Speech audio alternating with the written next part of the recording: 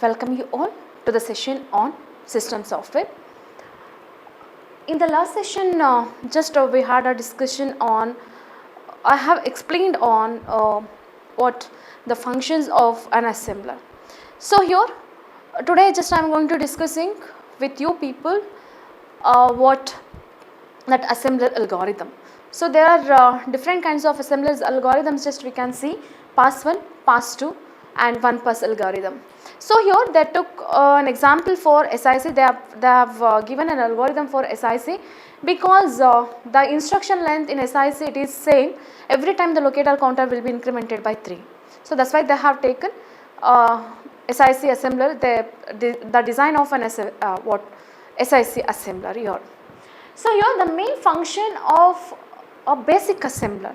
So what is the main basic functions of basic assembler? First, the main function of an assembler which is used to convert what assembly code into native code or machine code.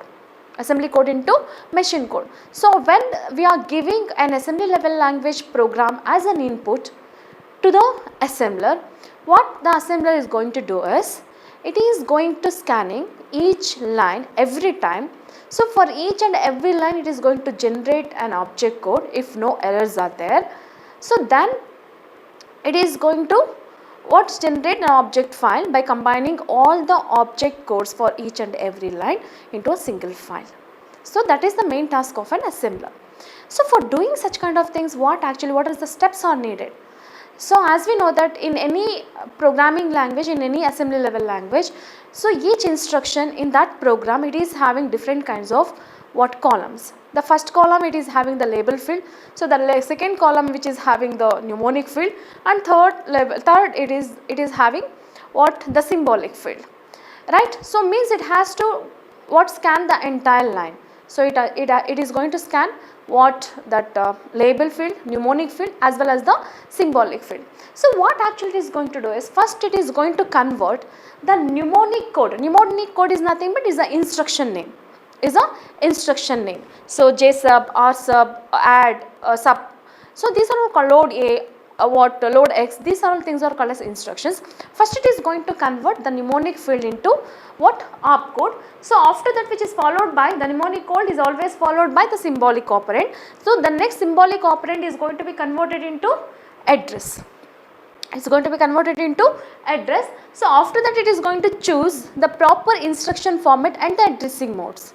So if it is SIC, it is very simple because it is supporting only two addressing modes, that is direct addressing mode and index addressing mode, right. So if the instruction does not have any kind of index register in the operand field or in the symbolic field, then it is in direct addressing mode. If the symbolic address it is having the index registers, then it is in the form of index addressing mode. So means it has to select the instruction format whatever the assembler is, SIC or SICXC.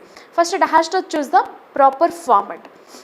Instruction format, if it is SICXC, there are different kinds of instruction formats are there, but in SIC only one instruction format, that is the standard instruction format. It is selecting that instruction format. So then it is going to find out, select or the proper addressing modes there.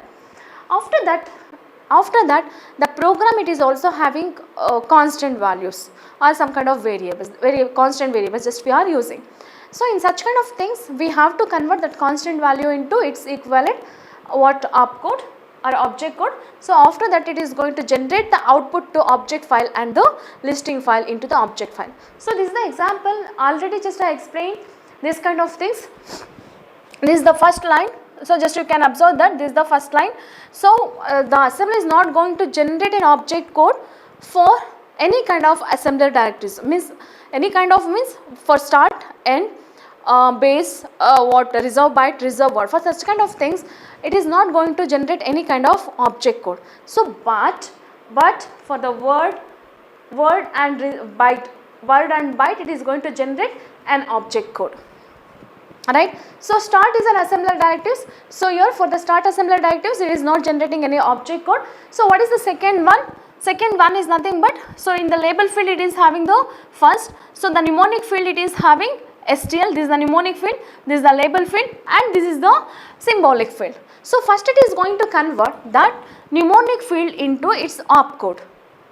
So every instruction it is having its own opcode, it is of 2 hexadecimal digits of 1 byte, right. So the opcode for STL it is 14, the opcode for STL it is 14, right. So after that, once it is converted that mnemonic value into its equivalent opcode, so what is the next task? It is going to convert this symbolic operand as its address. So what is the symbolic address? It is return address. Where actually the return address is there? So when we are looking at this program, so just it is going to allocating along with generating an object code, it is also generating an address for each and every instruction according to that what instruction the user has mentioned in the start assembler directive.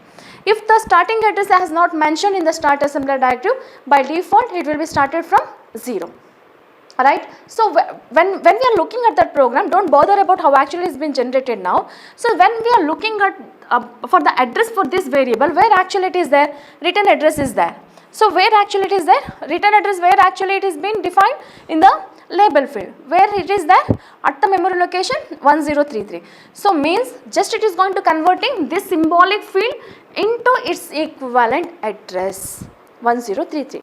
So this is how actually the simple basic assembler, that is the SIC assembler, is going to generate an object code for each and every instruction. So what is the next instruction? C loop, JSUB, redirect. So what is the JSUB opcode for JSUB? It is 48, where actually the redirect is there. So the redirect is the subroutine. I already explained that program. Redirect is the subroutine where actually it's been started. From the memory location 2039.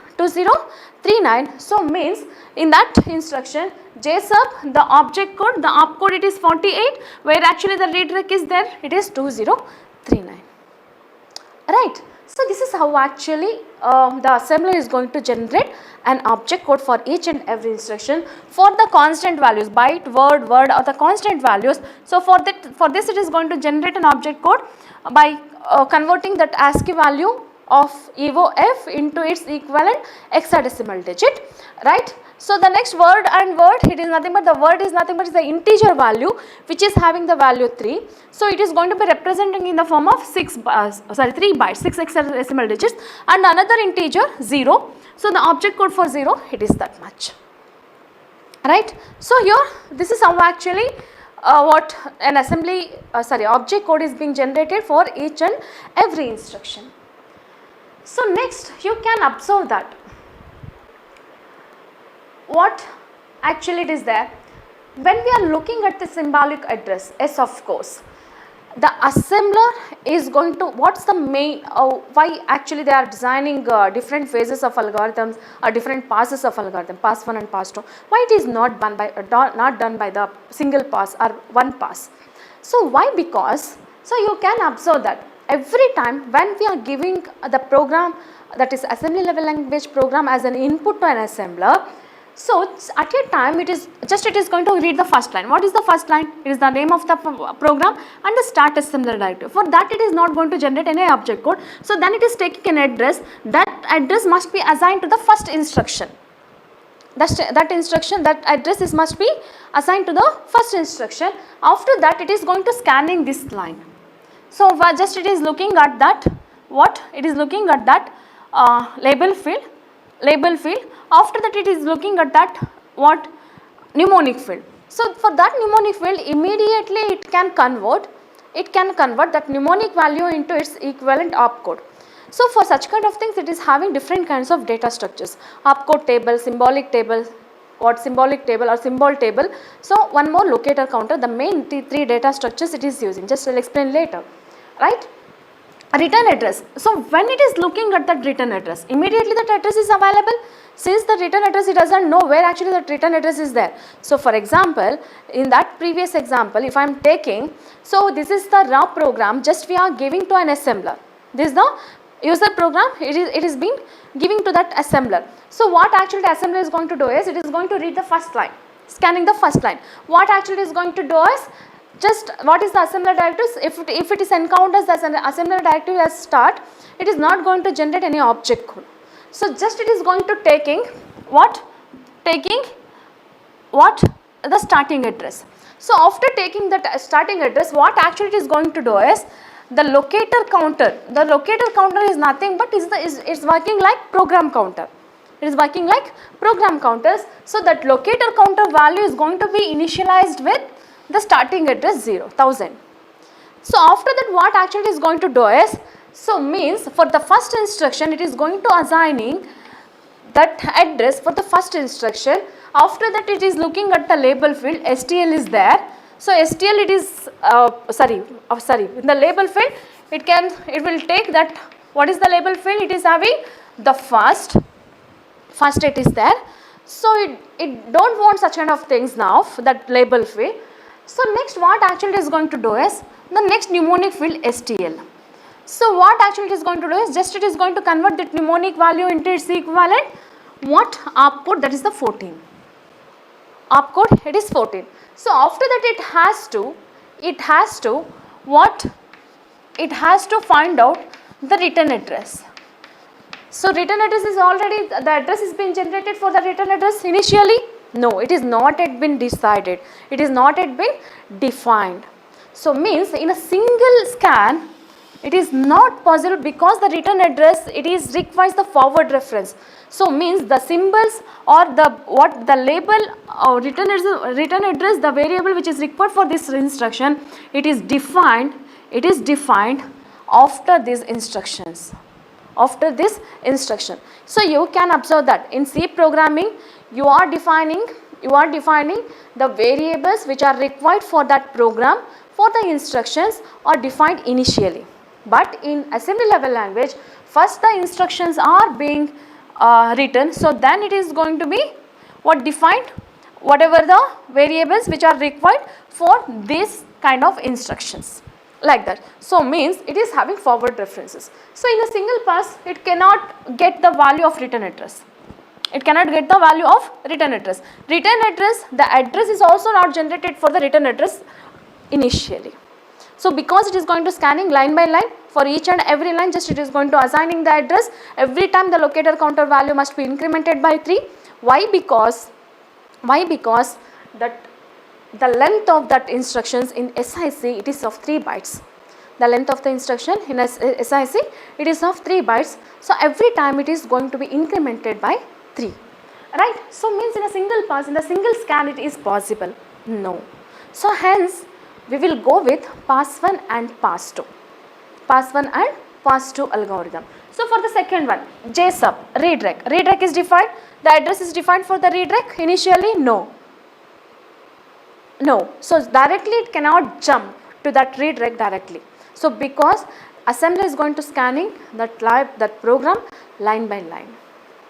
Isn't it? So for that purpose, so we cannot able to find out an object code for that particular instruction in a single pass by using, because it is having some kind of forward references. Some of the instructions it is having backward references, some of the instructions it is having forward references.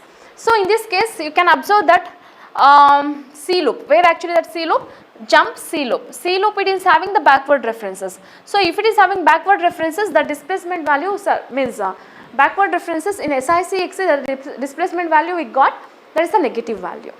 This is the negative value we got. This is how this is why, because just we have to go with pass 1 and pass 2 assembler algorithm.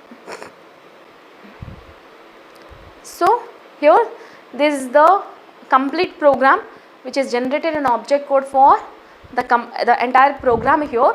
So but in this case the main thing, the drawback of the assembler in a single pass due to what? Forward reference. We are not likely to write the memory addresses directly in our code. So means the user is not able to write the address for each and every instruction, just we can mention the starting address if we want. Otherwise, so if you are giving the starting address for an assembler, it is going to generate an address for all the instructions according to that value which is what we are giving. Otherwise it is been started with 0. So instead of we define the variables names, so means also in the C programming or in other some programming also, just we cannot directly give the memory address. So just we are giving the memory variable name. So for such kind of variables it is going to generate the memory space or memory location for such kind of variables what we are defined in that particular program. So in this case, what the symbolic field, it might be labels, label field, it might be subroutines, or it might be constants. These are all called as the symbolic operands which we are using in that program. So in this case, when we are converting that symbols into numbers, symbols into address, is not it straightforward. No, it is not straightforward. So because it is having some kind of forward references. So what I said earlier, so means is not it simply the sequential processing of the source program one line at a time. Yes, of course we have to, the assembler is going to processing that entire program line by line. So the entire program, it cannot be scanned at once. So not so. So if we have the forward references, we don't know the value of the symbol, what we have defined. The return address we are using in the first instruction, where actually it is been defined in the later of that program. Later in that program it is been defined. So means, so it is having some kind of forward references. If it is having forward references, directly we cannot know the value of that symbol, right. So just you can observe that load accumulator with length it is defined later, it is a reserve word. So for this instruction, at this point only the assembler is not able to get this value before assigning the address for that particular instruction. So this is why we are using pass 1 and pass 2 assemblers. So in pass 1 is different, pass 2 is different, one pass is different. I will explain. So what is the difference between all those things? Right, in pass 1 and pass 2, what actually it is going to do in pass 1, during the pass 1 the actual conversion is not going to be done. It is what actually is going to do is, it is going to keep all the informations readily for the pass 2, for converting code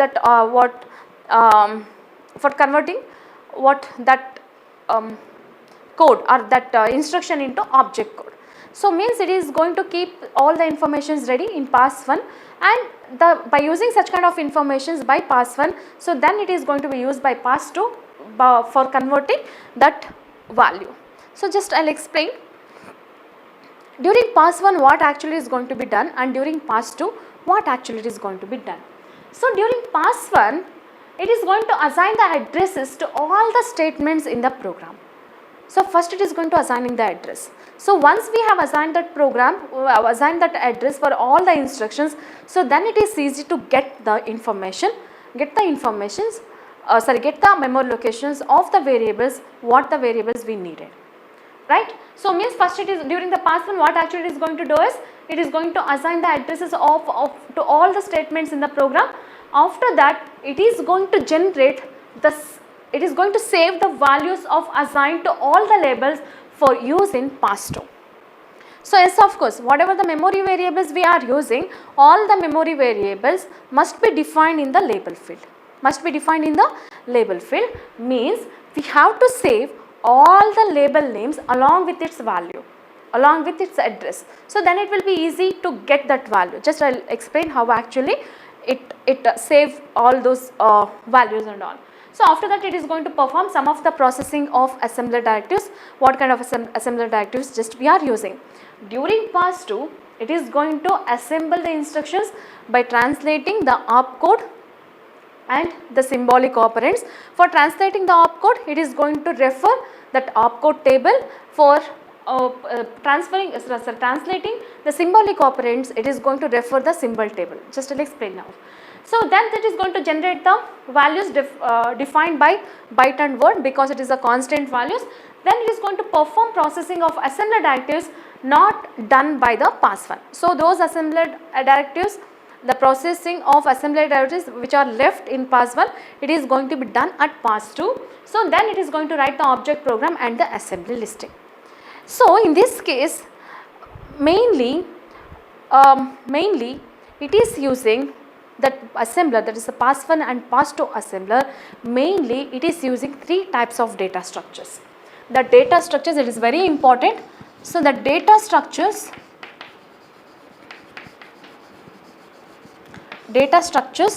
of an assembler, the data structures of an assembler. So the first data structure, it is what? Opcode table, operation operation code table, that is also called as OpTab. OpTab. So the next data structure which is required for that, it is symbolic table or symbol table. That symbol table, it is also called as SymTab. And one more data structure we are using, that locator counter. Locator counter. So it is working in a similar way of the program counter. Location counter. So these three main data structures which we can use in assembler's algorithm. So the opcode table, it is predefined. It's predefined. It is constant. It is constant. So means opcode table, it is having the informations of the opcode for every instructions. So just you have to look at the page number 470 in your textbook. So it is having all the informations about the opcode for all the instructions, along with the calculations of the target address and the addressing mode which is using for such kind of things, how actually the calculation is going to be done, whether it is in format 3 or format 4. Every information will be there in that opcode table. So the opcode table, it is a constant, it is a predefined one. So the same opcode table, it can be used by all the programs, right? So this is predefined, this is a constant one, otherwise it is also called as static. That is the static one. So the next one is, it is not predefined, it is dynamic. So for every program, it is having its own symbol table. It is having its own symbol table. So that symbol table, it is having the entries of all the entries of the symbols. The symbols is nothing but the variables, the memory variables which we are using in that program, in entire the program, throughout the entire the program. So means the symbol table which is having the entries of all the symbols which are being used in that particular program. So that is called as, means it is dynamic, because the symbol table, it is depending on, it is going to be created dynamically for each and every program. And the program counter or location counter, both are same. The location counter is nothing but it is working in the similar way of program counter. So the program counter, it is holding the address of the instructions of the next instruction is to be fetched out. So the location counter, it is having an address to the next instruction is to be fetched out. So this is called as the location counters. So these three main data structures which we are using. Opcode table, it is static. Symbolic table, symbol table, the symbol table is being generated in pass1. The same symbol table, it is going to be used by pass2, generated by pass1 and used by pass2. So what the information it is there in the symbol table? It is having the entries of all the symbols which are present in that program, along with its values. Its values means is nothing but address. Its values is nothing but its address. So means next in locator counter is nothing but it is working like the program counter. So in the program counter, what actually it is going to have? It is having an address of the next instruction is to be fetched for its execution. That is called as location counter. So here just you can observe that. So the opcode table, it is going to be used by pass1 and pass2 as well. Opcode table, the pass2 is also using. The opcode table, pass2, opcode table, it is also being used by pass1 and pass2, but the symbol table, just you can observe that this symbol table is being created by the pass1 and it is used by the pass2. It is generated during pass1, it is used during pass2. So next what actually it is going to do is, whatever the source code just we are giving, so the user program, that is the source code. So the source code, it will be input to the pass1, it will be input to the pass1. So this program, source program, it is input to the pass1. So during pass1, what actually it is going to do is, it is going to generate an address for each and every instruction. After that, it is going to generate the symbol table. That symbol table, it is having the entries of all the symbols which are present in the label field. which are present in the label field. So because whatever the memory variables and whatever the names which we are giving for the instructions, everything is going to be what defined within the label field. So means whatever the things which are present in the label field, so all the label field entries must be there in the symbol table. So the symbol table, after that it is going to create the intermediate file. That intermediate file, it is having an address, the complete what the program along with the symbol table, that will be the input to the pass-through. So pass-through, it is going to use the symbol table for translating the information, as well as after using such kind of things, the opcode and symbol table, then it is going to generate the object code. So this is how actually it is going to be work. So just I want to show that program. So the opcode table, as I said, the mnemonic machine code, then what instruction format, length. Opcode table, it is static. It is in the form of what static table. It is going to implement it in the form of arrays or hash table, easy for search. So means, so how actually it is going to search? By using its instruction name. So if I am giving the instruction name LDX, so just it is going to searching LDX in that particular hash table.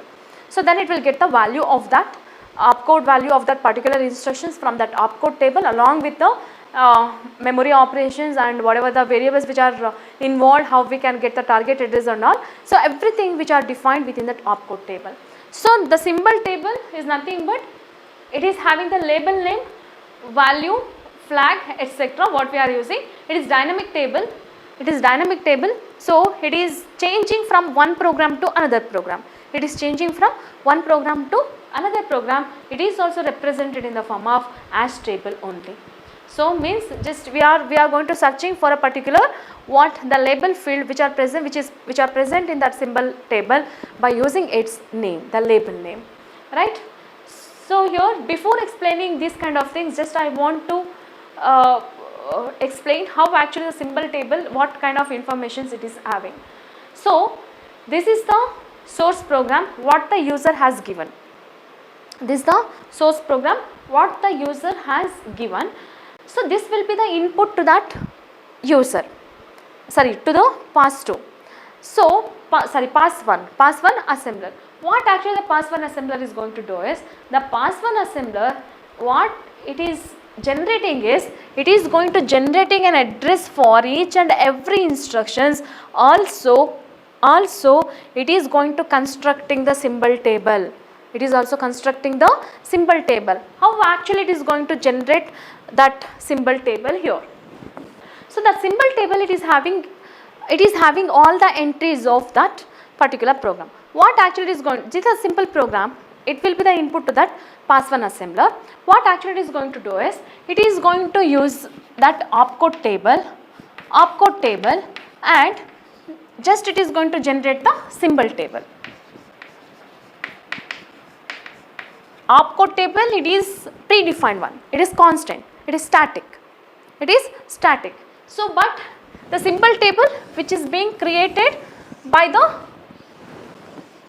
pass one assembler, what that symbol table it is having? That symbol table, it is having the symbol name and the value. So the actual translation is not going to be done at during pass 1. The actual translation is going to be done at pass 2. Please do remember. During pass 1, what actually it is going to do is, just I am going to explaining the concept. So here it is going to reading the first line. What is the first line? Copy, start, address. So in the label field, this is the label field. This is the mnemonic field. This is the symbolic field.